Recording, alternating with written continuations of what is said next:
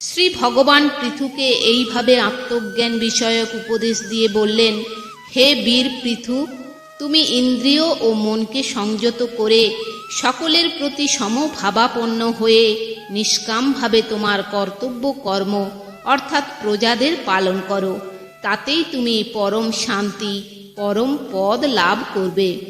তোমার মতো সদ্গুণ সম্পন্ন ব্যক্তির পক্ষে অপরের সাথে বিবাদ বিসম্বাদ নিয়ে থাকা শোভা পায় না। তোমার স্বভাব এবং গুণের জন্য আমি তোমার প্রতি অত্যন্ত প্রসন্ন হয়েছি। তুমি আমার কাছে যথা ইচ্ছা বর প্রার্থনা করো।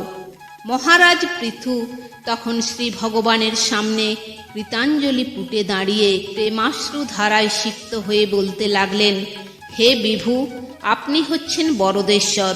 ব্রহ্মা প্রভৃতি দেবতারা যারা ভক্তদের বর দান করে থাকেন, আপনি তাঁদেরও ঈশ্বর।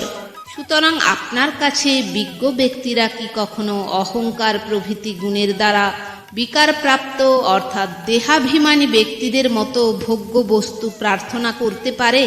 হে মুক্তিদাতা পরমেশ্বর, যেসব বর অর্থাৎ ভোগ্য বস্তু নরকবাসীদেরও কাম্য, আমি অজ্ঞান হলেও সেই সব বর প্রার্থনা করি না। আগের শ্লোকে ভগবানকে কৈবল্যপতি মুক্তিদাতা বলে সম্বোধন করা হয়েছে। এতে মনে হতে পারে যে পৃথুই বুঝি মুক্তি প্রার্থনা করেছেন।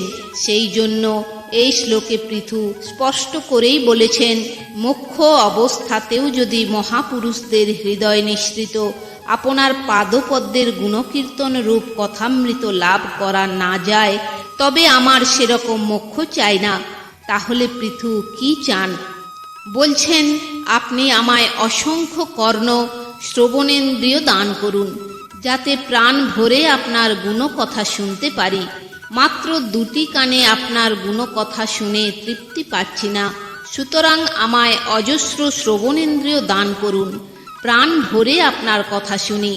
এইটি আমার পক্ষে শ্রেষ্ঠ বর হবে।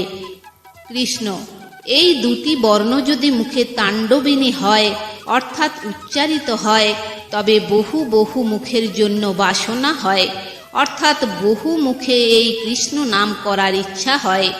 এই বর্ণ দুটি যদি কর্ণ ক্রোড়ে অঙ্কুরবতী হয়, অর্থাৎ এই নাম যদি কর্ণে প্রবেশ করে, তবে 10 কোটি কর্ণের ইচ্ছা হয়। আর যদি চিত্ত প্রাঙ্গণের সঙ্গিনী হয়, অর্থাৎ মনোমধ্যে এই কৃষ্ণ নামের স্ফুরণ হয়, তবে সমস্ত ইন্দ্রিয় ব্যাপারের পরাজয় ঘটে। অন্য সমস্ত ইন্দ্রিয় স্তব্ধ হয়ে যায়।